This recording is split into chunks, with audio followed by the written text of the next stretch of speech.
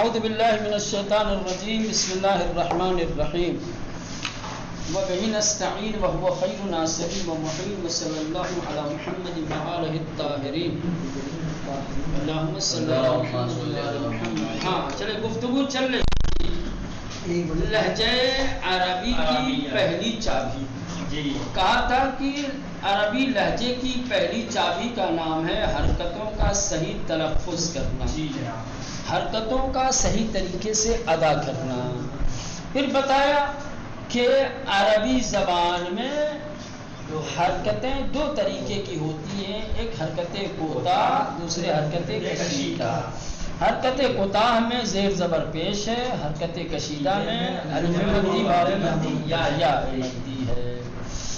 پھر اس کے بعد فرق کہا کہ فارسی میں بھی یہ حرکتیں ہیں اور عربی میں بھی یہ حرکتیں ہیں. فارسی زبان اور عربی زبان میں ان دونوں حرکتوں میں کیا فرق ہے؟ تو بتایا تھا کہ فارسی زبان میں حرکت کوتاہ اور کشیدہ میں دو فرق ہے. ایک فرق کمی ہے یا وقتی ہے, زمانی ہے, جو بھی آپ کہہ لیں, ٹھیک ہے, اور ایک کیفی ہے, ادائیگی کے طریقے میں فرق ہے, ٹھیک ہے. حرکت کوتاہ کو ادا کرنے میں جتنا وقت لگتا ہے اس کے دو برابر حرکت کشیدہ کو ادا کرنے میں لگتا ہے نا. آسان لفظ تم کہا جائے تو کل ایک لائن میں کہا تھا کہ حرکت کشیدہ حرکت کوتاہ کے دو برابر ہے اور حرکت کوتاہ حرکت کشیدہ کے آدھا ہے. ایک فرق یہ ایک فرق ہوگا. دوسرا فرق یہ تھا فارسی میں کہ حرکت کوتاہ یعنی زبر کو جب ادا کرتے ہیں تو منہ افقی کھلتا ہے, اور جب حرکت کشیدہ الف کو تلفظ کرتے ہیں تو منہ عمودی کھلتا ہے. یہ دو فرق ہو گیا فارسی زبان میں. اب آ جاؤ عربی زبان میں. عربی زبان میں حرکت کوتاہ اور حرکت کشیدہ میں صرف ایک فرق ہے, وہ ہے فرق کمی یا فرق زمانی, ٹھیک ہے. وہی ہے جو ابھی آخری جملہ کہا تھا کہ عربی میں حرکت کوتاہ اور حرکت کشیدہ میں ایک فرق ہے, فرق کمی.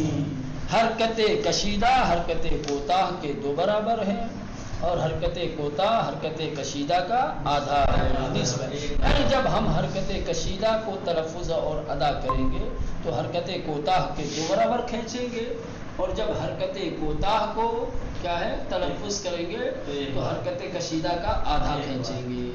تمام بات سمجھ میں آ گئی. اب آ جائیے یہاں سوالات ہیں, سوالات, ٹھیک ہے. کم سے کم 10 بار دہرایا ہوگا یہ بات, جب سے درس شروع ہوا ہے اس کو دہرا رہا ہوں اور بتا رہا ہوں. اب سوال کے ذریعے سے آپ لوگوں کا امتحان ہے. سوال نمبر 1, در لہجہ فارسی بین صداہائے کوتاہ و کشیدے چے تفاوت ہائی موجود است. پہلا سوال, فارسی لہجے میں کوتاہ اور کشیدہ آواز کے درمیان کون سے فرق پائے جاتے ہیں؟ کتنے فرق ہیں عربی زبان, ہاں فارسی زبان میں؟ دو فرق ہیں. کون کون؟ جلدی بتاؤ. ایک کمی ایک کیفی. آسان. کمی یعنی وقت اور زمانے کا فرق ہے. حرکت کشیدہ میں وقت زیادہ لگتا ہے, حرکت کوتاہ کے دو برابر لگتا ہے, اور حرکت کوتاہ میں وقت کم لگتا ہے, حرکت کشیدہ کا آدھا لگتا ہے, ٹھیک ہے. اور کیفی میں کیا؟ کیفی یعنی اس کے زیادہ وقت لگتا ہے, کم وقت. یہ تو پاگل کہیں کہ یہ کیفی ہے, یہ کمی ہوا نا. نہیں مطلب پہلے اب کم کا مطلب ہوتا ہے مقدار, کمی یعنی مقداری, کمی یعنی مقداری, زمانی, وقتی, یہ سب پہلو. کیفی میں یہ چیز تھوڑی ہے. کیفی یعنی طریقہ, کم طریقہ ادا کرنے کا طریقہ, کیسے ادا کیا جاتا ہے, کیسے منہ کھلتا ہے, عمودی. ہاں حرکت کوتاہ میں عمودی کھلتا ہے. عمودی کھلتا ہے. نہیں افقی کھلتا ہے.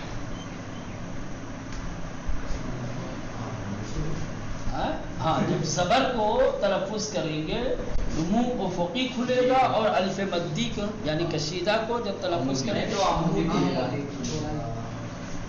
اچھا دوسرا سوال تفاوت صدا ہے کوتا ہو کشیدے عربی در چیز. عربی زبان میں صدائے کوتا اور صدائے کشیدہ میں کیا فرق ہے؟ صدا کہو یا حرکت کہو. حرکت کوتا اور کشیدہ میں عربی زبان میں کیا فرق ہے؟ ایک فرق ہے. کون سا فرق ہے؟ کمی. کمی. کیا مطلب فرق کمی؟ مطلب حرکت کوتا دو برابر پڑھا جائے گا اور حرکت کوتا دو برابر پڑھا جائے گا. حرکت کوتا کسیدہ ہوتا تو ایک آدھا. حرکت کشیدہ کوتاہ کے دو برابر. کوتاہ کے دو برابر اور حرکت کوتاہ کو حرکت کشیدہ کا آدھا. صحیح بولو یاد کرو صحیح سے. نمبر 3 ان کلمات را یک بار بلہجہ فارسی و یک بار دیگر بلہجہ عربی بخوانید. اب یہ کچھ کلمات دیے ہوئے ہیں. آپ سے درخواست کی جا رہی ہے کہ آپ ان کلمات کو عربی اور فارسی دونوں لہجوں میں کیا ہے پڑھیے تاکہ پتہ چلے کہ آپ صحیح پڑھ لیں یا نہیں.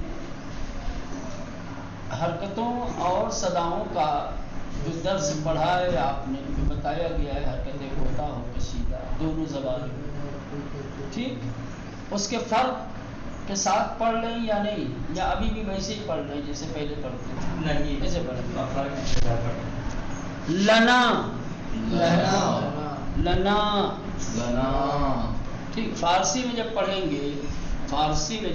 گے تو دو فرق نظر آئے گا آپ کو. لنا ایک تو فرق کمی چونکہ آخر میں کیا ہے الف مدی ہے تو تھوڑا سا کھینچیں گے لنا ٹھیک. اور ایک کیفی فرق ہو جائے گا کہ منہ ہمارا کیا ہے عمودی کھلے گا ہے نا. لیکن لام پر جو زبر ہے اس میں افقی کھلے گا کیونکہ وہ صدائے کوتا ہے. عربی میں پڑھیں گے تو خالی کیا ہے زبر کو الف مدی کے آدھا اور الف مدی کو زبر کے دو برابر. لنا شفا لباس لسان لکھما لہما فبہما یرسل ممدکم ملائکتا ایمانا قلوبہم مؤمنین لیزدادوا لیردوہم. ٹھیک ہے. جہاں صدائے کوتا ہے وہاں کم, جہاں صدائے کشیدہ ہے وہاں زیادہ کھینچے گی بس. نمبر 4 قراءت سورہ فاتحۃ الکتاب و سورہ اخلاص را بلہجہ عربی تمرین کنید و از این پس در نمازهای تان به همین روش بخوانید. کہا جا رہا ہے کہ سورہ الحمد اور سورہ اخلاص یعنی قل هو اللہ احد کو عربی لہجے میں مشق کیجیے, تمرین کیجیے, ریہرسل کیجیے اور پھر اپنی نماز میں بھی ویسے ہی پڑھیے جیسے اپنے تمرین میں پڑھا, یعنی حرکت کوتا اور حرکت کشیدہ کا خیال کرتے ہوئے. اب آ جائے گا آپ لوگوں کا وقف و ابتدا. کیا ہے وقف و ابتدا؟ ابتدا ابتدا ابتدا ابتدا یعنی اسٹارٹنگ، وقف و ابتدا. کہہ رہے ہیں کہ قراءت قرآن مجید کی جو بحثیں ہیں ان میں یہ بحث بہت ہی اہمیت رکھتی ہے. وقف و ابتدا کی بحث قرآن مجید کی قراءت میں قابل اہمیت ہے. جب تک کہ آپ وقف و ابتدا کے مسائل سے اور مطالب سے آشنا نہیں ہوں گے، وقف و ابتدا کو اچھی طریقے سے نہیں سمجھیں گے، آپ کی قراءت صحیح نہیں ہوگی. قرآن مجید کی قراءت کو صحیح طریقے سے کرنے کے لیے یا قرآن کی صحیح قراءت کرنے کے لیے کیا ہے، وقف و ابتدا کو جاننا بے حد اہمیت رکھتا ہے.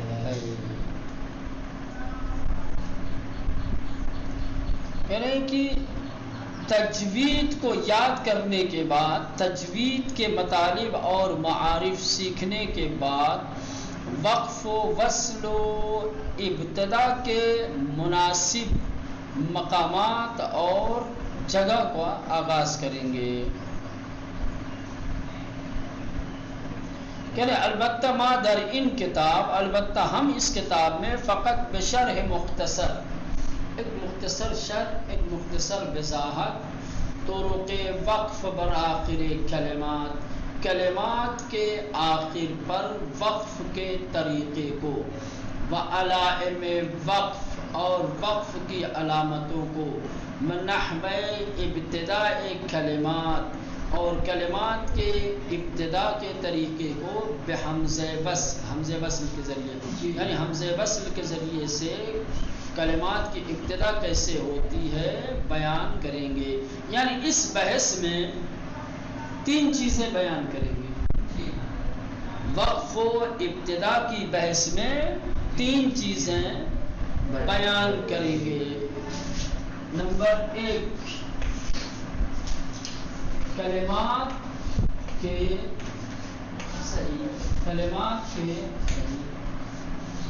آخر پر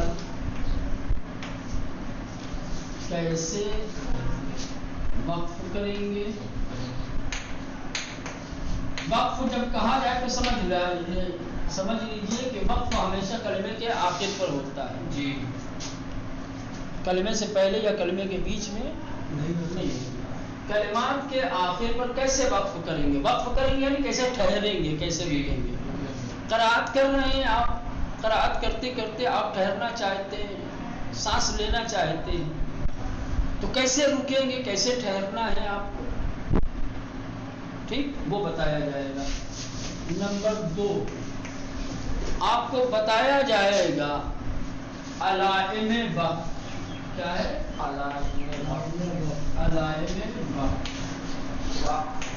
علائم وقف یعنی وقف کی علامتیں، نشانیاں. آپ قرآن مجید کھولیں گے تو قرآن مجید میں وقف کی بہت ساری علامتیں ملیں گی.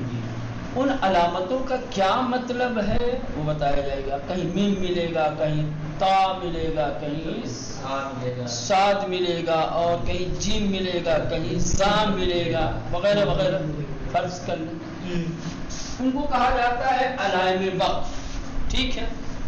اب یہ سارے علائم وقف ایک جیسے نہیں ہیں. ہر علامت وقف ایک خاص معنی دیتا ہے، ایک خاص قسم کے وقف کو بتاتا ہے. اس کو بتائیں گے آپ کو. سعد اگر آ جائے پڑھتے پڑھتے کہیں آیت کے درمیان تو وہاں کیا کرنا ہے، میم آ جائے تو کیا کرنا ہے، تو آ جائے تو کیا کرنا ہے. ٹھیک ہے. تیسری چیز جو بیان کی جائے گی، حمزہ وصل کے ذریعے، حمزہ وصل کے ذریعے کلمات کی ابتدا.